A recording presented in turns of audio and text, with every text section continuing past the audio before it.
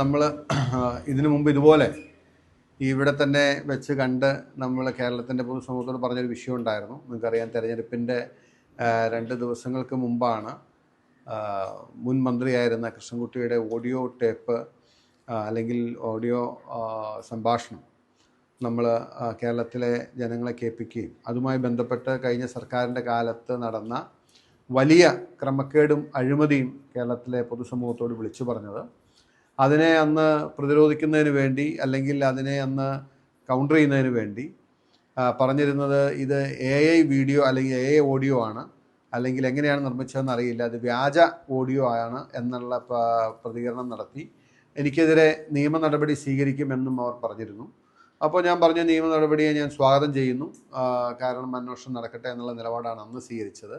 പക്ഷേ ഞാൻ നിയമ നടപടി ഉണ്ടാകും എന്ന് പറഞ്ഞെങ്കിലും, നിയമ നടപടി സ്വീകരിക്കുമെന്ന് പറഞ്ഞെങ്കിലും അതുമായി ബന്ധപ്പെട്ട് പിന്നീട് ഒരനക്കവും ഞാൻ കണ്ടില്ല. അപ്പോൾ ഇതിൻ്റെ അകത്ത് പൊതുവേ കാര്യം എന്ന് വെച്ച് കഴിഞ്ഞാൽ, നമ്മൾ ജനങ്ങളോട് വന്ന് ഒരു കാര്യം പറയും. ഇപ്പം ഞാനൊരു ജനപ്രതി എന്ന നിലയിൽ, ഒരു MLA എന്ന നിലയിൽ, ഒരു പൊതുപ്രവർത്തകൻ എന്ന നിലയിൽ, ഒരു രാഷ്ട്രീയക്കാരൻ എന്ന നിലയിൽ കേരളത്തിൻ്റെ പൊതുസമൂഹത്തോട് ഈ നിലയിലുള്ളൊരു സംഭവം ഉണ്ടായിട്ടുണ്ട്, ഇങ്ങനെ അഴിമതിയും ക്രമക്കേടുമാണ് എന്ന് പറയുന്നു. മറുവശം പറയുന്നു അങ്ങനെ ഉണ്ടായിട്ടില്ല, ഇത് വെറും വ്യാജമായ ഓഡിയോ ആണ് ഞാൻ ജനങ്ങൾക്ക് മുമ്പിൽ വെച്ചത്, അതിൻ്റെ നിയമ നടപടി സ്വീകരിക്കുമെന്ന് പറഞ്ഞു. പിന്നീട് അതിൻ്റെ ഒരുപാട് മറ്റു വാർത്തകളും കാര്യങ്ങളും വരുമ്പോൾ ജനങ്ങളത് മറന്നു പോകുന്നു എന്നുള്ളൊരു അവസ്ഥയാണ്. പക്ഷെ ഇപ്പോൾ ഒരു സന്തോഷകരമായ കാര്യം, ഒരു തേർഡ് പാർട്ടി ഇതുമായി ബന്ധപ്പെട്ടൊരു പരാതി UDFൻ്റെ സർക്കാരിന് കൊടുക്കുകയും ബഹുമാനായ ആഭ്യന്തരമന്ത്രി ആ കാര്യത്തിൽ സംയോജിതമായി ഇടപെട്ട് ഒരു അന്വേഷണം ഏർപ്പെടുത്തുകയും ചെയ്തു. ഞാൻ ആ അന്വേഷണത്തെ സ്വാഗതം ചെയ്യുന്നു എന്ന് പറയാൻ വേണ്ടിയിട്ടാണ് ഞാൻ നിങ്ങളെ കാണുന്നത്.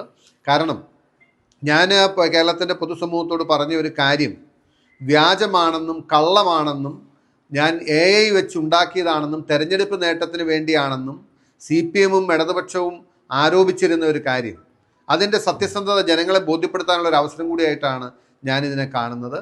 അപ്പോൾ ഇതിൽ സത്യസന്ധമായ ഒരു അന്വേഷണം, സുതാര്യമായ ഒരു അന്വേഷണം നടക്കും. കൃഷ്ണൻകുട്ടി മിനിസ്റ്ററുടേത് പണ്ട് അദ്ദേഹം പറഞ്ഞ ഓഡിയോ അത് സത്യമാണോ, ഉള്ളതാണോ, അതോ ഞാൻ കൃത്രിമമായി നിർമ്മിച്ചതാണോ എന്നുകൂടി പരിശോധിക്കപ്പെടും ഈ അന്വേഷണത്തിൽ. തീർച്ചയായിട്ടും ആ ഒരു സ്റ്റെപ്പിനെ ഞാൻ സ്വാഗതം ചെയ്യുന്നു. ബഹുമാനായ ആഭ്യന്തരമന്ത്രി എടുത്ത ആ ഒരു നിലപാടിനെ ഞാൻ അഭിനന്ദിക്കുകയും സ്വാഗതം ചെയ്യുകയും ചെയ്യുന്നു. കാരണം പ്രതിപക്ഷത്തായിരുന്നപ്പോൾ ജനങ്ങളോട് പറഞ്ഞ കാര്യങ്ങൾ അധികാരത്തിൽ വന്നു കഴിയുമ്പോൾ അതിൻ്റെ സത്യസന്ധത അല്ലെങ്കിൽ അതിൻ്റെ യാഥാർത്ഥ്യം, ഞങ്ങൾ പറഞ്ഞ കാര്യങ്ങളിലെ ജെനുവിനിറ്റി ജനങ്ങളെ ബോധ്യപ്പെടുത്തേണ്ട ഒരു ബാധ്യത കൂടി UDF സർക്കാരിനുണ്ട്. അപ്പോൾ ഞങ്ങളാരെങ്കിലും ആ വിഷയത്തിൽ ഒരു അന്വേഷണം ആവശ്യപ്പെടുന്നതിന് മുമ്പ് തന്നെ ഒരു തേർഡ് പാർട്ടിയുടെ പരാതി കിട്ടിയപ്പോൾ ബഹുമാന ആഭ്യന്തരമന്ത്രി അത് സമയോചിതമായി ഏറ്റവും യുക്തമായ ഒരു തീരുമാനം കൈക്കൊണ്ടു. അന്വേഷണം നടക്കട്ടെ. അത് ഇനി ഞാൻ കൂട്ടിച്ചേർക്കാൻ ആഗ്രഹിക്കുന്നത്, അന്വേഷണം നടന്ന് അത് ഞാൻ വ്യാജമായി നിർമ്മിച്ചതാണ് എങ്കിൽ എനിക്കെതിരെ നടപടി സ്വീകരിക്കുകയും, അതല്ല ആ ഓഡിയോ ടേപ്പിൽ പറഞ്ഞ ആ ഓഡിയോ ടേപ്പ് ഒറിജിനലാണ് എങ്കിൽ അതിൻ്റെ അടിസ്ഥാനത്തിൽ ക്രിമിനൽ കേസെടുത്ത് അഴിമതി നടന്നിട്ടുണ്ടോ എന്ന കാര്യം വ്യവസ്ഥാപിതമായി UDF സർക്കാർ അന്വേഷിക്കാൻ തയ്യാറാകണം. കാരണം മനുഷ്യനിർമ്മിത പ്രളയം എന്ന് പറയുന്ന ചെറിയ കാര്യമല്ല. എത്രയോ പേരുടെ ജീവൻ നഷ്ടപ്പെട്ടു, എത്രയോ കോടാനുകോടി രൂപയുടെ നഷ്ടം സംഭവിച്ചു. നമുക്കെല്ലാം കേരളം മുഴുവൻ അനുഭവിച്ച വലിയ ഒരു ദുരന്തമായിരുന്നു അത്.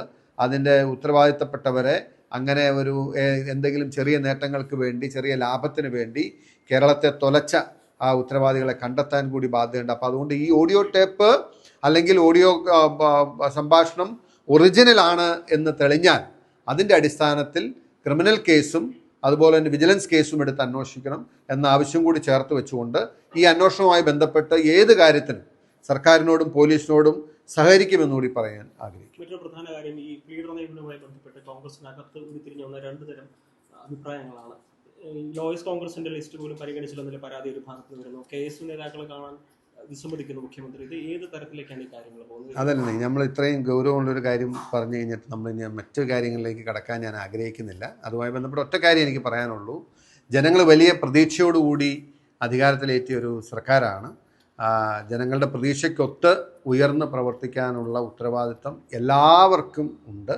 അത് മാത്രം പറഞ്ഞുകൊണ്ട് ഞാൻ ഈ പറയുന്ന കേസ് ഐ ആം അവിടെ ഈ ലിമിറ്റിംഗ് മൈ കമന്റ്സ്. നോ ഒറ്റ കാര്യമാണ് പ്ലീസ്, നോ കമന്റ്സ്. ഒറ്റ കാര്യം ഈ ഹിന്ദു ഐക്യവേദിയുടെ നേതാക്കൾക്ക് സമയം കൊടുക്കുന്നു, പക്ഷേ KSU അധ്യക്ഷനും അതോടൊപ്പം തന്നെ PN നിയാസിനൊന്നും സമയം കൊടുക്കുന്നില്ല. എരുതിയിൽ എണ്ണ ഒഴിക്കാൻ ഞാനില്ല. മറ്റൊരു